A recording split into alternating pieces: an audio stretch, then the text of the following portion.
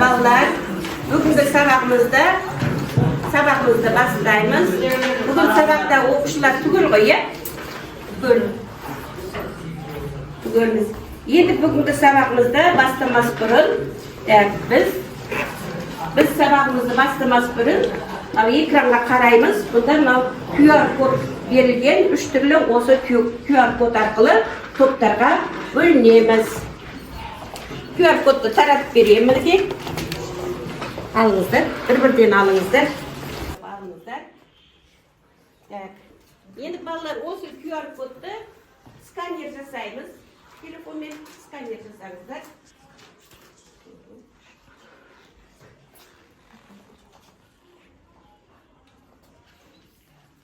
Skaner jasab surgan bo'lsak, endi bugun bilim qazinasi degan бағалау парағы. Бүгінгі sabağımızdan басынан бастап, соңына дейін осы бағалау парағымен жұмыс істейміз. Бұнда сіздерге тапсырмалар беріліп отырады. Бағалау парағын көріп алыңыздар. Бағалау парағы түсіндік қой. Сабақтың өн бойында осы бағалау парағымен балдарды белгілеп отырасыздар.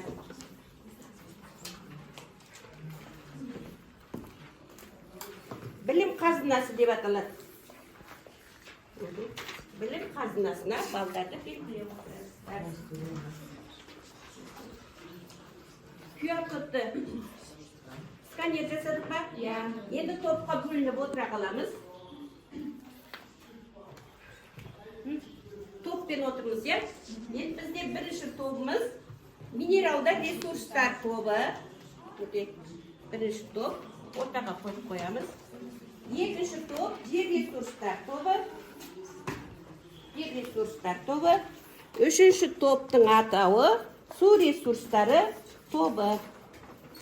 Осы үш топ бойынша талдау жасалады.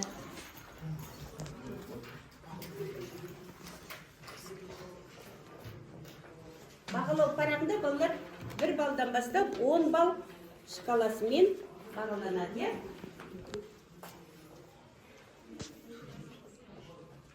Парағымызда бірінші үй тапсырмасына шолу жасап берейік. Бізде өткен сабағымыз урбандалу деңгейі. Урбандалу деңгейі бойынша тақтаға қараймыз. Яғни Learning Tabs сандық платформасы арқылы үй тапсырмасына шолу жасаймыз. Яғни жоғарғы урбандалу 50%-дан жоғары, екінші орташа урбандалу 20%-бен 50%-дің аралығы, үшінші төменгі урбандалу 20%-ға дейін тақтада берілген облыстарды сәйкестендіреміз. Ал орындайық балдар.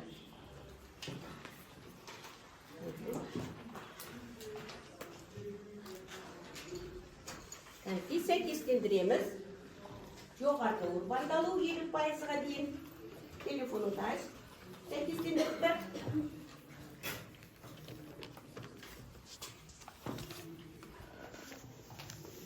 Бұл үй тапсырмасы бойынша.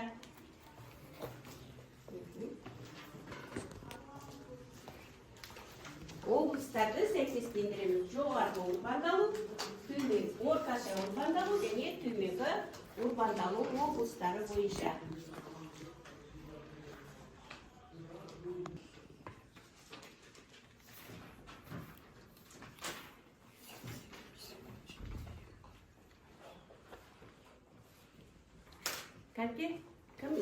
Қай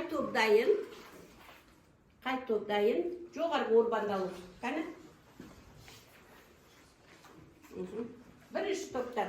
Жоғарғы урбандалу Қарағанды қаласы, Шығыс Қазақстан облысы. Тағда. Жоғарғы урбандалу Ақтөбе, Батыс Қазақстан облысы.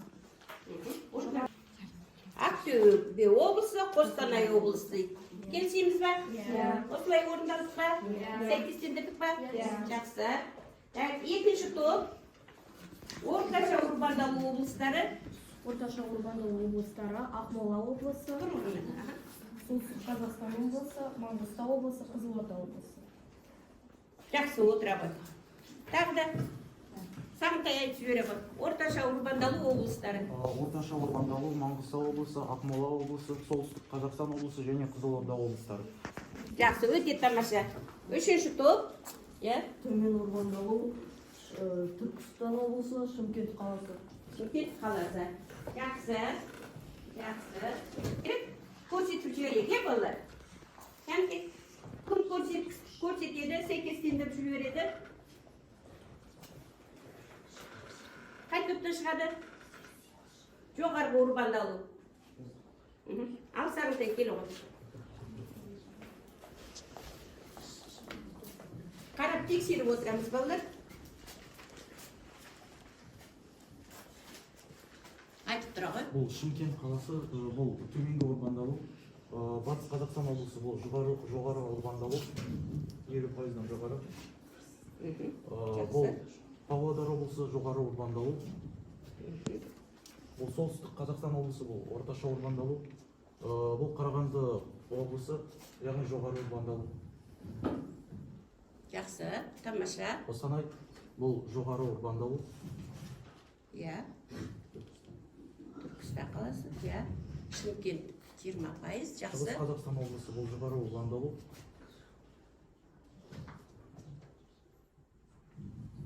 Ақтөбе, бұл жоғары Урбандалуға аймақ. Атырау облысы, бұл жоғары Урбандалу бар аймақ. Маңғыстау облысы, бұл орташа Урбандалу аймағы. Шығыс Қазақстан облысы, бұл 50%-дан жоғары, яғни жоғары Урбандалу.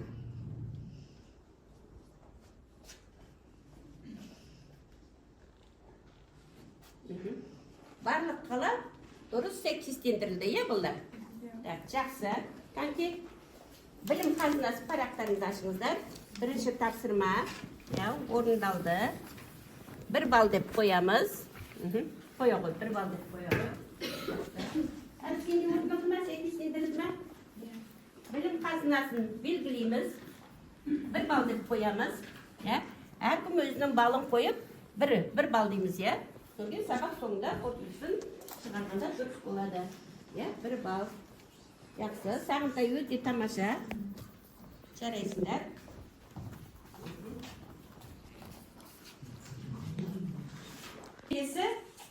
Жаңа сабаққа бастау үшін миға шабу кезеңі дейміз. Мынау жаңа суреттерде не көріп отырмыз, балалар? Минералды ресурстар. Минералды ресурстар дейді, жақсы. Құнарлы топырақты көріп отырмыз дейді. Су ресурстары көріп отырмыз дейді, өзендерді. Көмірді көріп отырмыз дейді. Жақсы. Енді осы суреттерден барып, біз сабағымыздың тақырыбын анықтап алайық мінекей. Біз сіздер жаңа көргендей, яғни біздің сабағымыз бүгін Қазақстанның табиғи ресурстық потенциалы тақырыбы 48-ші параграф. Сабағымыздың мақсаты Қазақстанның табиғи ресурстық әлеуетін бағалау. Осы бағалауға байланысты тапсырмалар орындаймыз. Біз ең ғажайып және ерекше әлемде өмір сүрудеміз. Жер, ғарыш кеңістігіндегі бізге белгілі тіршілік көзі бар жалғыз ғаламшар. Оның биосферасы өз қазынаға қолы жеткен эволюциялық тіршілік иелерінің ішіндегі ең ақылдысы болып табылатын адамзат баласы өз мекенін қаншалықты қадірлейді. Видео жазылымнан көрген ойымызды тұжырымдап, қазір тапсырмаларды орындаған кезде қолданасыздар. Бірінші топ минералды ресурстар тобының тапсырмасы. Табиғи ресурстық әлеуетін бағалау және табиғи ресурстық әлеуетіне зерттеу жасайсыздар. Екінші топ жер ресурстар тобы, минералдық ресурстар. Сіздердің тапсырмаларыңыз минералдық ресурстар және су ресурстарына зерттеу жасау тапсырмасы. Тапсырмаға қараңыздар. Үшінші топ су ресурстары, жер ресурстары және Қазақстанның табиғи ресурстық әлеуетіне зерттеу жасайсыздар.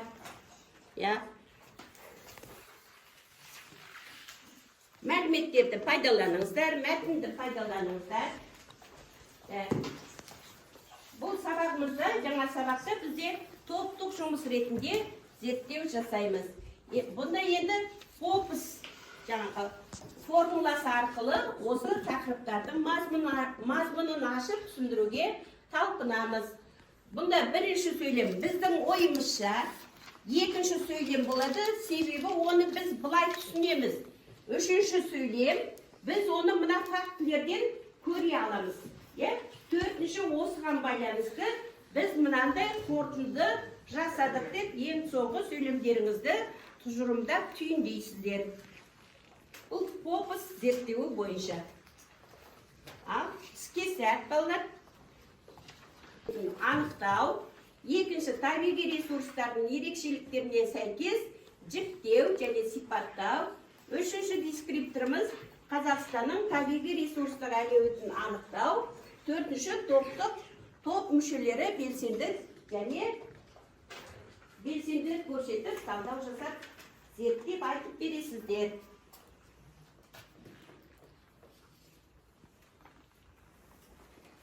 Топпен уақыты 11 минут.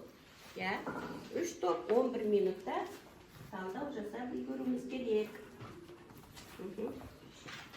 Дайын топ бар ма? Бірінші сөйлем.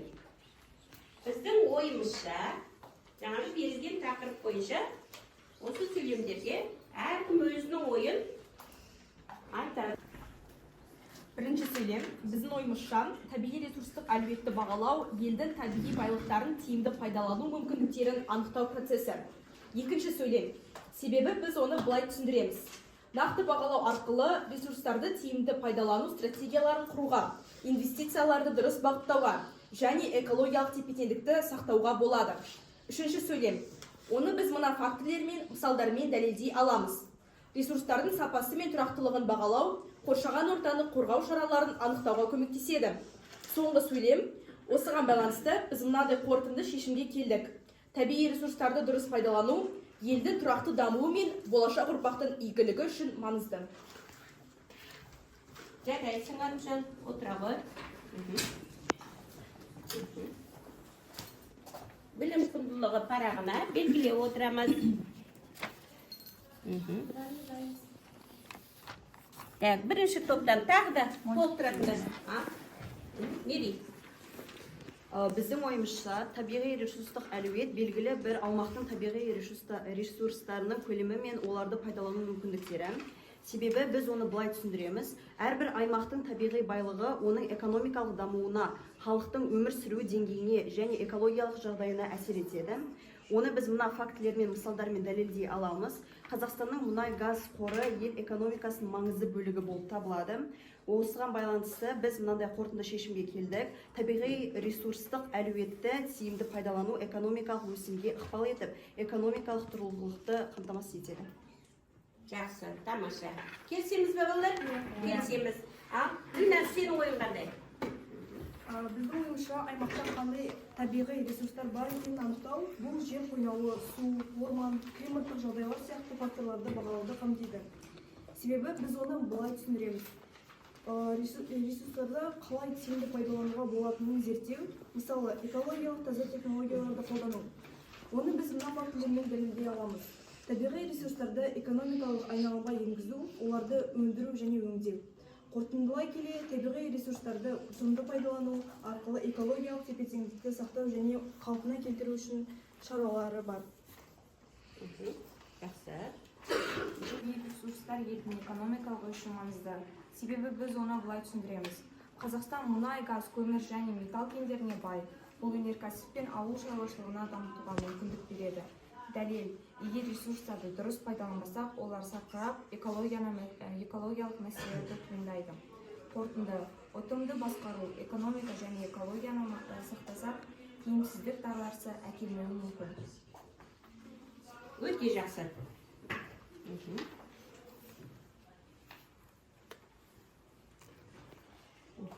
Тамаша. Кәнке, енді екінші топ. Кәнке, тақырыбымызды айтамыз. Кім дайын? Айта ғой. Ақерке айта ғой. Біздің тақырыбымыз минералды және су ресурстары спорт формуласы. Бірінші сөйлем. Біздің ойымызша минералдық және су ресурстары табиғаттың ең құнды байлықтарының бірі. Оларды ұқыпты пайдалану адамзат үшін өте маңызды. Екінші сөйлем. Себебі біз оны былай түсіндіреміз. Минералдық ресурстар жер қойнауынан алынатын пайдалы қазбалар болса, су ресурстары тіршілік көзі. Олардың сарқылауы экологиялық және экономикалық дағдарысқа әкелуі мүмкін. Үшінші сөйлем. Оны біз мына фактілермен, мысалдармен дәлелдей аламыз. Мысалы, мұнай мен газ қоры шектелуі және оларды шамадан тыс пайдалану болашақ ұрпаққа қауіпті төндіреді. Сондай-ақ су тапшылығы әлемнің көптеген елдерінде үлкен мәселеге айналуда, әсіресе Африка мен Орталық Азияда. Соңғы сөйлем. Осыған байланысты біз мынадай қорытынды шешімге келдік.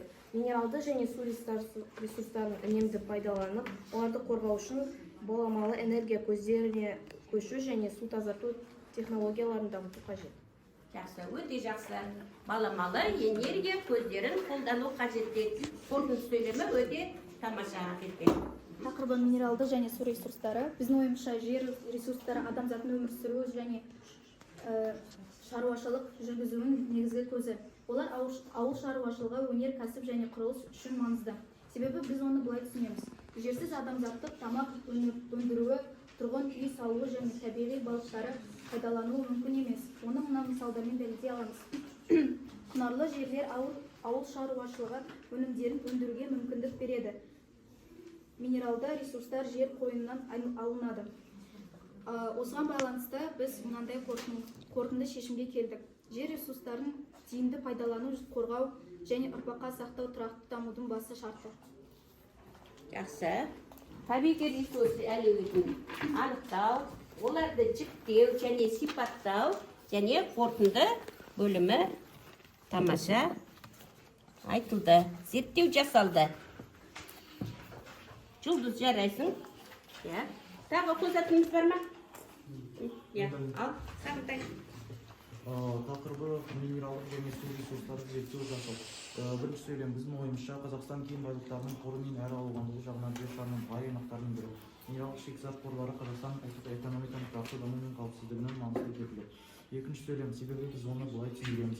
Жатақты Менделеев кестесіндегі 105 элементінің Қазақстан қойнауында 99 түрі анықталған.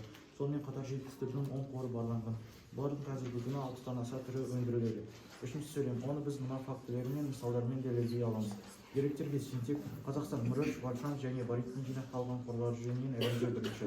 Күміс қорғасын және хромиттің қоры бойынша екінші. Мыс және флуориттің көлемі бойынша үшінші. Молибден бойынша төртінші, ал алтын қоры жөнінен алтыншы орында. Төртінші сөйлем. Осыған байланысты біз мынадай қорытынды шешімге келдік. Қазақстан минералдық шикізаттарға бай аймақ.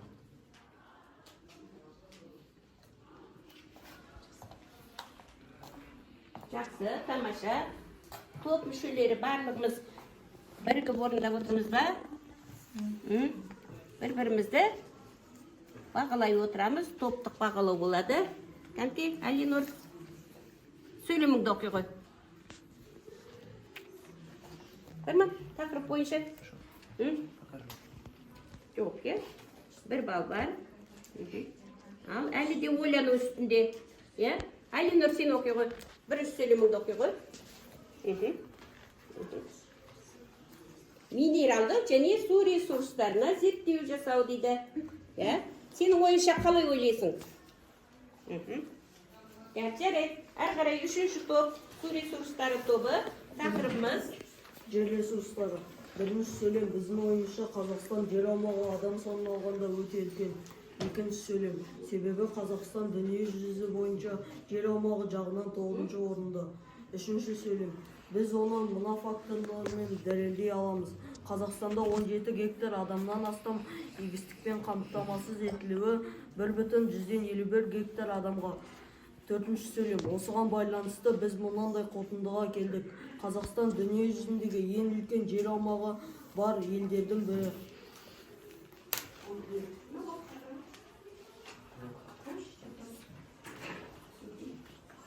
тағы да толықтырып береміз, Нұржігіт.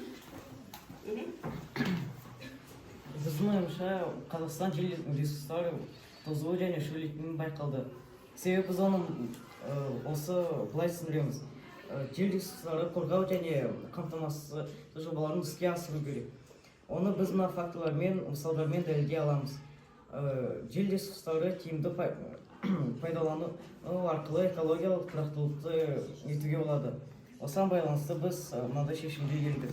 Топырақ эрозиясына алдын алу және орман алқаптарын көбейту. Тамаша, Нұржігіт, отыра ғой. Әркімнің ойы құнды дейді. Сен оқи ғой. Оқи ғой. Әркім өзінің ойын жеткізу керек. Өте бай мемлекет.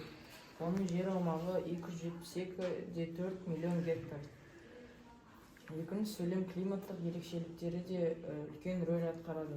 Континенттік климаттық тапшылығы туындатып, жер ресурстарын тиімді пайдалануды талап етеді. Жақсы, себебі біз оны қалай түсінеміз? Екінші сөйлем бойынша.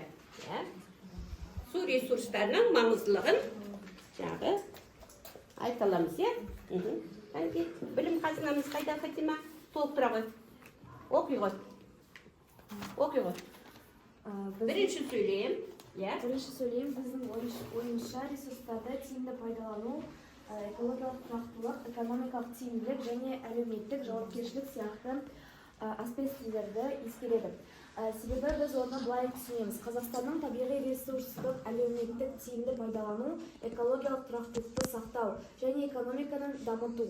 Оны біз мына факторлермен дәлелдей аламыз. Мысалға, минералды ресурстар, энергетикалық ресурстар, су ресурстары, ауыл шаруашылығы және де тағы да басқа ресурстар болып жатады. Осыған біз мынандай қорытынды шешімге келдік. Қазақстан ресурстары бай мемлекет болғандықтан, ауыл шаруашылығы және де тағы да басқа ресурстар бойынша дамыған мемлекет болып саналады.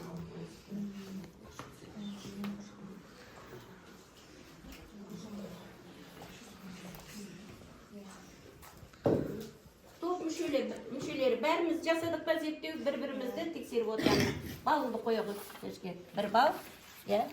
Жәжде. Неше сөйлем жазылды? Төле. Екеуін бағалай ғой.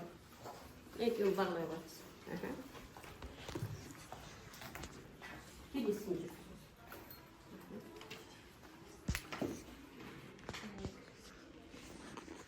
Келесі бізде балалар білімді жинақтау және жүйелеу. Екінші тапсырма болады, бұл жұптық жұмыс. Жұптық жұмыс бойынша жоспарға қараймыз. Жоспарға қараңыздар. Бірінші, яғни табиғи ресурстық әлеуетінен таңдау бойынша бір түрін таңдайсыздар өздеріңіз, сол түріне жоспар бойынша сипаттама береміз. Бірінші, мысалы, мұнай деп алуға болады, көмір деп алуға болады. Немесе табиғи газ, немесе түсті металдар. Осыны қайсынай топ мүшелерімен бірігіп таңдап аласыздар. Бірінші, географиялық орган сипаттайсыздар. Екінші, сапалық көрсеткішіне баға бересіздер. Үшінші, экономикалық маңыздылығын анықтайсыздар. Төртінші, су ресурстардың қоршаған ортаға әсеріне баға бересіздер. Бұл екінші жұптық жұмыс тапсырмалары болады.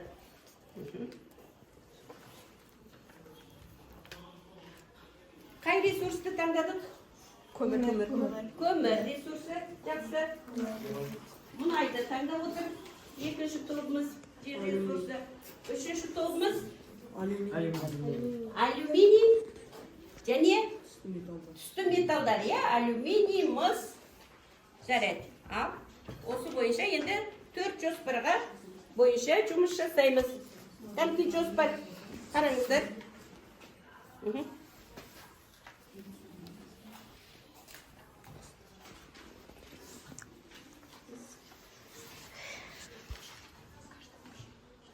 Бізде Қазақстанда кездесетін бір табиғи ресурстың географиялық орнын анықтау. Екінші, осы ресурстың сапалық көрсеткішіне баға береміз. Үшінші, дискриптор экономикалық маңыздылығын анықтаймыз. Төртінші, қоршаған ортаға әсерін анықтаймыз.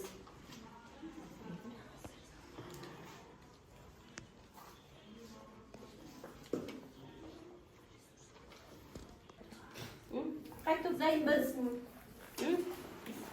Жер ресурстар тобы дайынбыз дейді. Ал.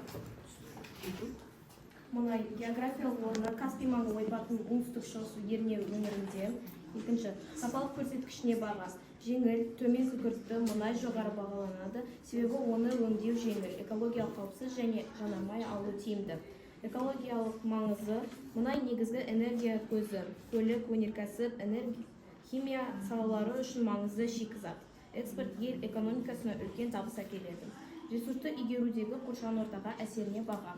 Мұнай өндірісі мен өңдеу ауа, су топырақты ластайды. Экожүйелерге зиян келтіреді және климаттың өзгеруіне ықпал етеді.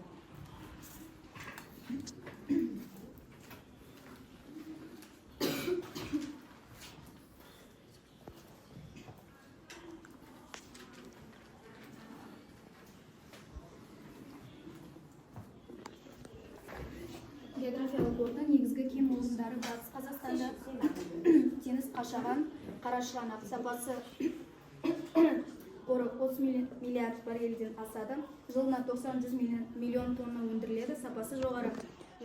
Экономикалық маңызды экспорт негізгі бөлігі энергетика мен өнеркәсіптің дамуына ықпал етеді. Экологиялық әсері ауаны, суды, жерді ластайды, Каспий экожүйесіне зиян келтіреді. Жақсы. Мұнай кен орындары.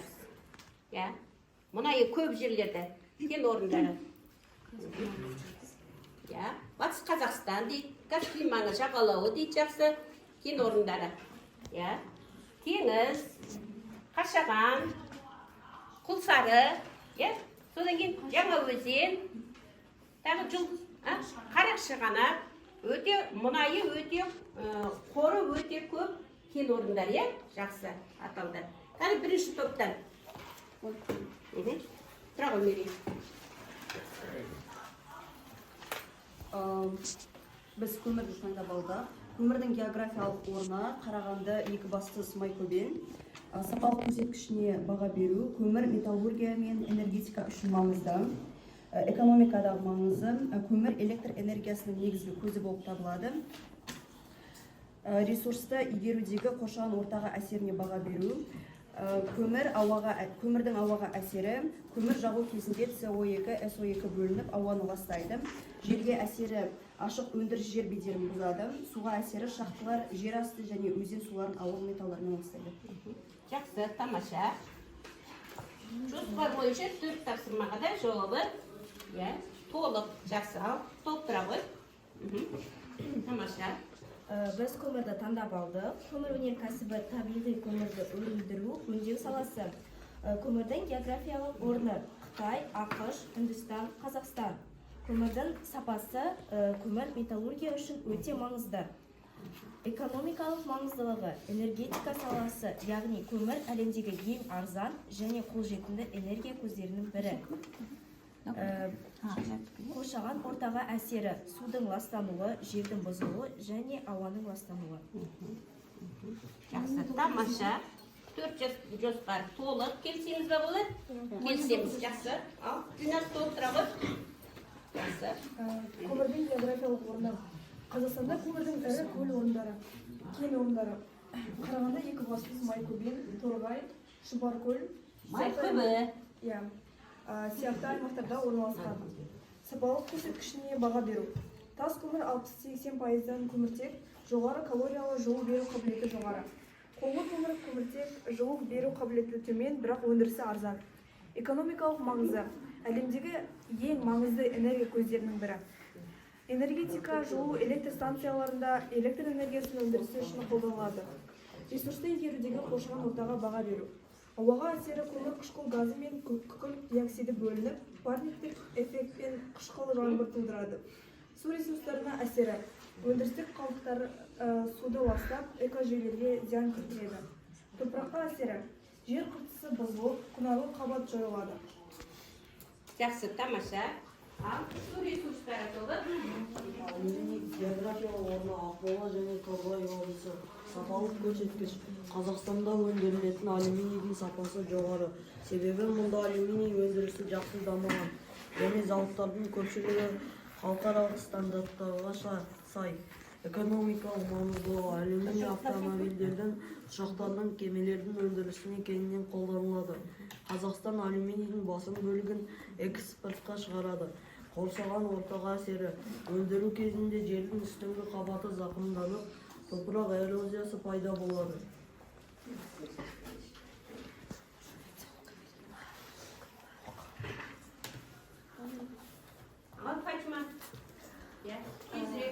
Мыс географиялық орны, мыс кен орындары Шығыс, АКШ, Қытай, Перу, Қазақстан сияқты елдерде орналасқан. Қазақстанда негізгі кен орындары Жезқазған, Балқаш, Ақтоғай, Башакөл. Сапалық көрсеткіштері жоғары жылу және электр өткізгіштігімен ерекшеленеді. Жұмсақ, егілгіш, тотығу төзімді. Жақсы, Фатима отырабы. Келесі тапсырмамыз балалар, бізде портфал сандық платформасын пайдаланып отырып, бүгінгі тақырыпқа сәйкес мынау сұрақтарға сәйкестендіру жұмысын жасаймыз. Кәнекей қараңыздар, телефонға қарап жүріңіздер. Минералды ресурстар берілген мұнда. Минералды ресурстарды сәйкестендіреміз.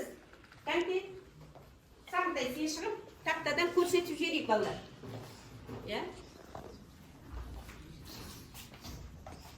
Тақтадан көрсетеміз.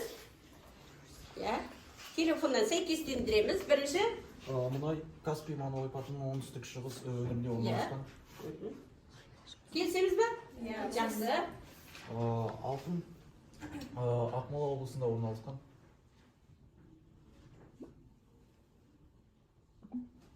Тамаша. Темір кені Қостанай облысында орналасқан. Жақсы. Жақсы.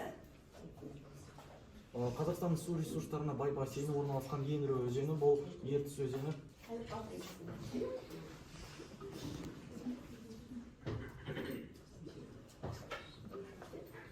Орғасын мен Мырыш кені Өскеменде орналасқан.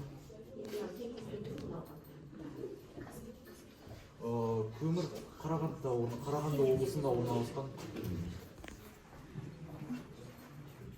Мыс Жезқазғанда орналасқан. Мыс Жезқазған қаласында орналасқан мыс кені. Келісеміз бе олар? Келісеміз, дұрыс па барлығы? Дұрыс, жақсы. Ірі өзен қай өзен болды? Ертіс өзені болды. Көмір кен орны? Қарағанды облысында. Қарағанды. Мыс та әкелі ғой? Мыс Жезқазғанда орналасқан. Жезқазған қаласында орналасқан. Жақсы, өте жақсы, тамаша. Отыра ғой. Енді келесі рефлексия бөлімінде балалар біз енді Ансергарден сандық платформасын пайдаланамыз. Сканер жасаймыз, QR кодпен. Әр топ бүгінгі сабақ бойынша өзінің ойын, өзінің пікірін айтады.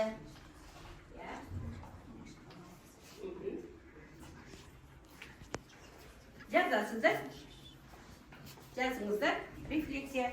Бүгінгі сабақта не қызық болды? Жер ресурсынан қандай құнды білім алдық? Минералды ресурстар, пайдалы қазбалардан қандай мағлұмат алдық? Су ресурсының маңыздылығы. Үшінші тобымыз. Ал.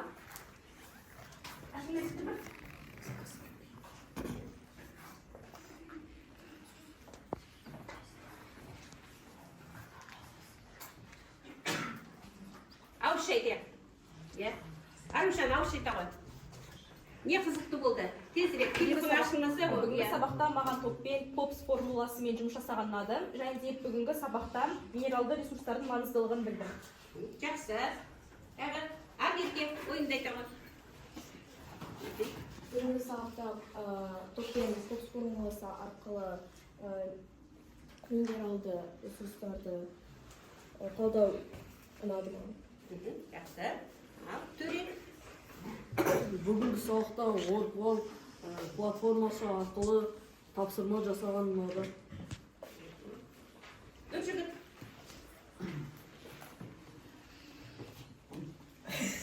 Бүгінгі сабақта Ансергарден программаның жұмыс жасаған ұнады. Ансергарден сандық платформасы ұнады дейді. Жақсы. бүгінгі сабақ мен үшін өте қызықты болды. Себебі мен минералдық ресурстардың адамның өміріне маңызды екенін білдім. Жақсы. Енді білім қазынасы бағалау парағына қарап, балдарыңызды санап келіңіздер. Ажар сізде 9 балл. 9 балл, жақсы. Аружан 10 балл. Бүкіл тапсырма орындалып отыр ғой. Агерге 10 балл, өте жақсы. Төле сізде 10 балл. Сағындай 9 балл. 10 балдың 9 балын алып отыр. Енді балалар үйге тапсырмаға осы 48-ші параграфты оқып, әрі қарай толық зерттеу жасаймыз. Және контур картаға Қазақстанның пайдалы қазбаларын түсіріп келесіздер. Сау саламат болыңыздар. Рахмет сіздерге.